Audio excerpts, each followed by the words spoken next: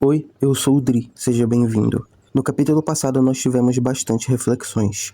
Várias falas e ações nos deram dicas de que alguns mistérios que rondam a obra não são tão simples. O que mais valeu destaque foi, obviamente, o drama da família Astrea. A Felt chegou à conclusão de que o culpado pelo coma da Loana foi o próprio filho dela. Muita coisa parece estar envolvida, coisas que vão muito além do simples acaso. O destino com certeza decidiu intervir no mundo ao fazer alguém tão absurdamente poderoso quanto o Reinhard. E, coincidência ou não, isso aconteceu bem próximo à época em que o Subaru apareceu em Lugnica, como se o mundo estivesse tentando se preparar para a chegada de outro indivíduo tão absurdo quanto.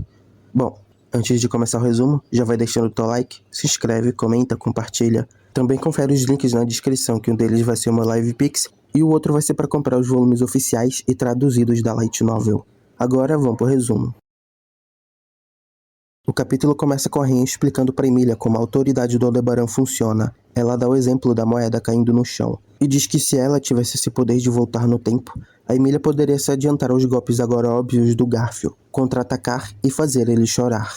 Só que a Emilia diz que não seria a intenção dela tentar fazer o Garfio chorar, e a Ren diz que se esse é o caso, a Emilia só precisaria parecer legal e continuar a encarar e desviar dos golpes até que a mente dele quebrasse. Sem perceber, ela basicamente adivinhou os passos do Subaru para conquistar a confiança do Garfio durante os eventos do santuário. A Han parabeniza a Ren por ter conseguido explicar o poder de voltar no tempo para Emilia, mesmo que ela tenha que sacrificar o Garfio para isso. A Han diz que vai visitar ele mais tarde, e a Ren se lembra de conversar com ele enquanto voltava para o reino. E agora que ela recupera as memórias, ela se lembra de quando eles eram mais jovens. Naqueles tempos, os dois eram como gato e rato por causa da Han. A Ren não gostava dos sentimentos do Garfio por ela, então eles sempre discutiam. Aqui, a Ren começa a pensar em quanto tempo a Han passou visitando a Ren enquanto ela dormia. Ela também começou a pensar nas pessoas que conheceu em Voláquia. A Mizelda, a Katia. Era mais fácil para a Ren se conectar com os outros, quando essa era a única opção. Ela também pensa em como deixou o Subaru de escanteio por diversos momentos, mesmo quando ele tentava ficar próximo dela. Parte da Ren queria se defender dos inconvenientes que ela causou ao Subaru, mas outra parte dela sabia que deu trabalho para ele justamente por não ter sido sincera. A Ren diz que, para fazer as pazes, vai quebrar o próprio dedo na frente do Subaru. A Petra aparece e diz que isso não vai deixar ele feliz, e que é capaz até dele morrer de choque. A Ren diz que deve fazer isso para compensar o que ela fez, senão ela não vai conseguir encarar ele. A Petra diz que se esse é o caso, a Ren só deve estar fazendo isso para se sentir melhor e não porque se sente mal pelo Subaru. A Ren diz que não é isso, mas a Petra diz que é isso que vai acontecer. Ela diz que tudo que o Subaru quer é que a Ren aproveite a felicidade que ela perdeu nesse um ano por estar em coma. As palavras da Petra fizeram a Ren lembrar do que o Subaru tinha dito para ela um ano atrás, no dia que a Ren se apaixonou pelo Subaru. A Oni fala para a garota que as palavras dela fizeram a Ren lembrar de uma memória importante, e pergunta se a Petra lembra do incidente com os Majus. A Petra diz que sim e olha para Meili. Aparentemente, a Meili tinha ingressado na facção Emilia no período que a Ren estava dormindo. Parece que ela estava fazendo alguma coisa pro reino enquanto a Emilia e os outros estavam ocupados no Império. Ela parecia familiar. A Petra diz que a Ren não deve fazer nada maluco, pois o mundo pode entrar em escuridão caso os dedos da Oni sejam danificados. E que se ela insistir, a própria Petra vai quebrar os próprios dedos, pro espanto da Ren. A Oni fica assustada porque o jeito que a garota contra-atacou a maluquice da Ren era muito parecido com o Subaru. A Ren não sabia o porquê, mas pensar nele fez ela ter uma ideia um tanto quanto maluca. Graças à paciente explicação da Han, a Ren foi capaz de entender o poder do Aldebaran e o quão assustador ele era. Mas tinha algo estranho. Uma autoridade capaz de evitar o inevitável ao fazer o relógio andar para trás. Aquela pessoa também? Essa ideia surgiu como um turbilhão na mente dela. Houve casos onde o Subaru exalava um cheiro horrível, o miasma. Às vezes esse cheiro se intensificava. Nessas mesmas situações, o Subaru era capaz de ler a situação e ter um insight absurdo. Absurdo ao ponto de o fazer tomar a melhor decisão e livrar as pessoas da morte. A Ren, é claro, era uma dessas pessoas. Quando levadas em consideração individualmente, essas ocasiões parecem ser só um poder dedutivo fantástico. Mas quando se pensa nesses momentos com o olhar de alguém que tem ciência da existência de poderes absurdos, como as autoridades, tudo começa a fazer sentido.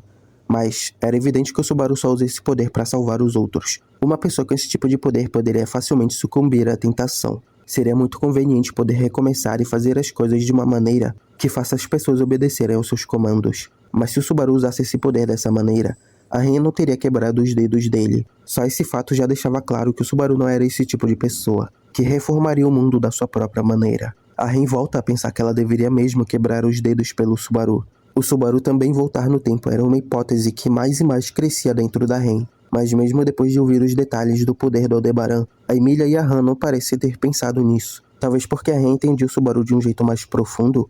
Não, era o oposto. Era por justamente ver o Subaru constantemente lutar para salvar os outros que elas não pensaram nisso. Era esse gap entre elas que formava essa diferença de raciocínio. Mas apesar disso, o heroísmo do Subaru não diminuiu só porque ele tem um poder insano. Essa situação é a prova de que o Subaru não era onipotente. Mesmo agora, ainda tinha oportunidade para a Ren de se tornar uma das forças do Subaru. Com a ideia de que isso agregaria na reunião, a Ren pensou em contar para Emilia e para Han sobre essa hipótese que ela pensou. Mas antes que ela pudesse revelar as suas ideias, o Clyde chegou junto do Roswell. Depois de se cumprimentarem, a Emilia aponta para a Ren e a empregada se apresenta formalmente. O Roswell cumprimenta ela e diz que eles deveriam conversar sobre algumas coisas assim que a batalha terminar.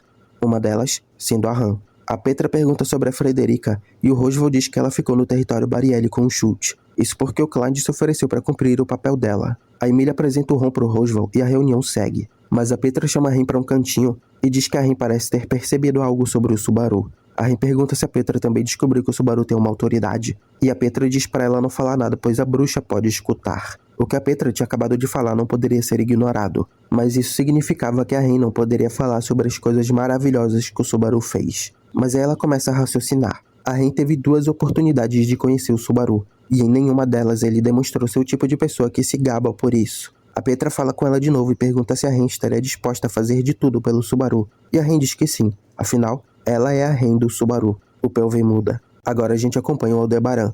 Ele tá reclamando sobre como a situação dele tá difícil. O grupo dele estava sofrendo várias sabotagens de um perseguidor. O ministro de Assuntos Internos da facção Emilia, Otto Suen, estava se mostrando um oponente complicado de se lidar. O Aldebaran tinha subestimado o Otto baseado na sua aparência e papel na facção, e mais do que isso, ele subestimou a capacidade de falar com bichos. Além disso, outros problemas começaram a surgir entre a Felt e o Henkel. Não era parte do plano ela estar ali, mas para que a relação dele com a Alcânica não sofresse, foi necessário que o Aldebaran trouxesse ela, mas a presença dela, por si só, foi um grande golpe no grupo. A garota acabou acertando em cheio um certo problema, que foi, no caso, a raiz dos sentimentos problemáticos do Henkel. Depois de ver o seu filho tendo que encarar o diabo na terra e ter tido que apunhalar o próprio pai, o Henkel ficou à beira do colapso mental. E a interação dele com a Felt foi o último empurrão em direção ao penhasco. Levar ele ao limite poderia custar a vida da Felt. No caso, custou. Se o Aldebaran não tivesse retornado diversas vezes, a morte da Felt se tornaria inevitável. Isso poderia acabar dando ruim principalmente com a presença do Alcânica. Se algo acabasse por instigar demais os instintos do dragão divino, o livro dos mortos do Aldebaran perderia o efeito na casca vazia do dragão. O problema é que a Yai tá tendo que lidar com o Roy, Henkel e Felt não podem ficar fazendo companhia um pro outro, e o Aldebaran tá tendo que lidar com o Otto. A situação era basicamente como atravessar um lobo e uma ovelha por outro lado de um rio. A Yai chega nele e diz que as coisas ficariam mais fáceis se ele se livrasse ou do Henkel ou da Felt. Mas o Aldebaran diz que não vai fazer isso. A Shinobi diz que aquele que pode acabar quebrando mais rápido é o próprio Aldebaran, já que ele tá tendo que lidar com tudo isso. O Aldebaran pergunta o que ela quer dizer, e a Shinobi diz que ele deveria rever os seus métodos. O Aldebaran, ainda assim, não curte a ideia, mas a Shinobi pergunta o porquê dele se prender a esses métodos tão limpos. Ela empurra a cabeça dele e o derruba no chão. Ela monta nele e o olha nos olhos. O Aldebaran se preparou para engolir o veneno e... A madame morreu, Sr. Al. O Aldebaran já sabia disso. E foi essa a razão para ele começar com tudo isso. A Shinobi diz que esse foi o motivo dele trair todos e se tornar o inimigo do mundo. Mas ela pergunta se isso era mesmo verdade. Ela queria saber qual era a determinação do Aldebaran. Ela o relembra dos métodos que ele usou até então. Ele encarava o inimigo, mas nunca se atreveu a causar uma baixa. Estava claro qual era a intenção da Shinobi. Era fazer o Aldebaran parar de almejar o sol. Ela pediu para que ele parasse com isso e se afundasse na lama, que se cobrisse com ela. Ela dizia tudo isso com um sorriso no rosto. Aquele sorriso parecia muito com o de alguém que o Aldebaran conhecia muito bem. Ninguém seria capaz de derrotar o meu Al. Aquele sorriso parecia muito com o da mulher que moldou o Aldebaran. Aqui, a estrela seguidora pensou que talvez, e só talvez, ele devesse mesmo se cobrir de lama. O POV muda. 20 horas já tinham se passado desde que o Otto começou a usar a sua proteção continuamente. Ele comia, bebia e dormia por alguns instantes e logo voltava à perseguição. Ele já sabia que o Roswell e a Emilia tinham se reunido, mas o Otto continuou. Ele também já sabia sobre o objetivo deles, o geyser em Cararag.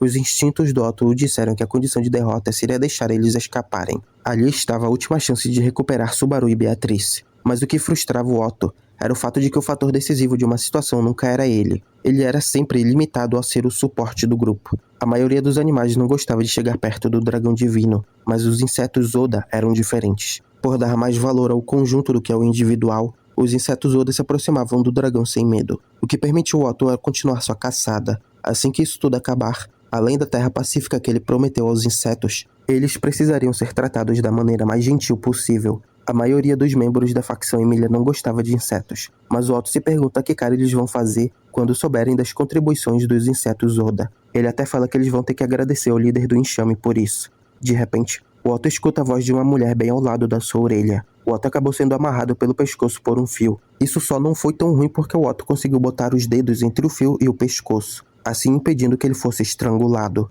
A mulher elogia ele pelo reflexo de pôr os dedos nos fios. Ela diz que ele não parece um lutador, mas que ele seria um ótimo shinobi. E com a shinobi observando o Otto pendurado pelo fio, eu finalizo esse resumo.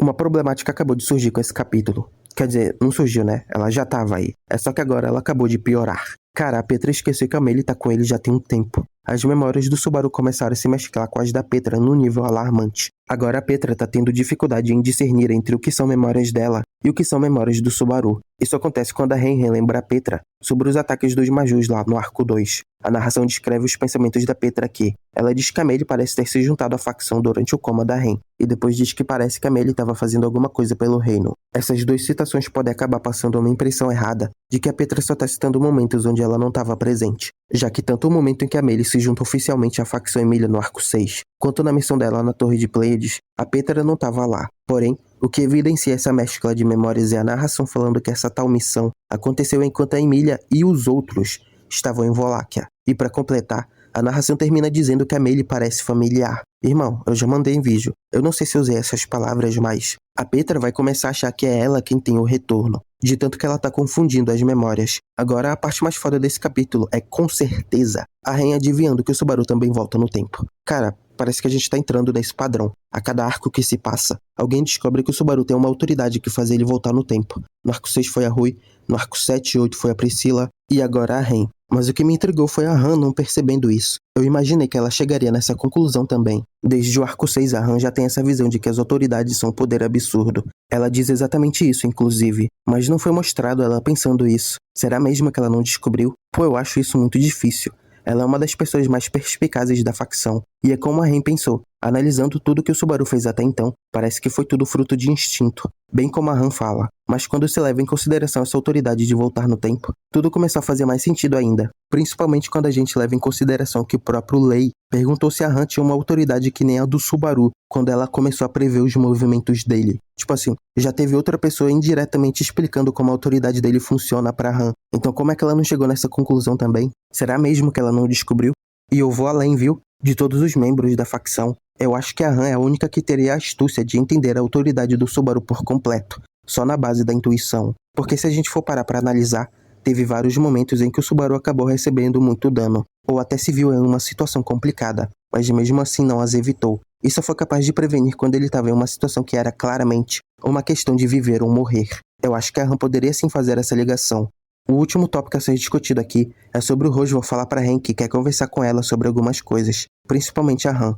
Tem um momento numa side story que o Roswell fala pra Han que a razão pra Ren estar na mansão também era para que ela servisse de chifre substituto pra Han, para que ela pudesse acessar o poder do Deus Oni. Ele revela isso com a intenção de fazer a Han odiar ele, porque o amor que ela sente pelo mago o incomoda. Mas isso não surtiu efeito e fez o mago se questionar sobre o que poderia fazer a Han odiar ele. Ela própria fala que se ele quer que ela odeie ele vai ter que fazer melhor do que isso. Talvez o Roswell vá por esse caminho, de cultivar o ódio por ele na Han, usando a Ren. Tem uma fala do Garfio que rola no arco 4, naquele teste que mostra as falas do futuro. Uma delas é dele, e pelo que ele disse, a facção parece meio dividida. Talvez essa conversa do Roswell com a Ren acabe sendo um estopim para isso.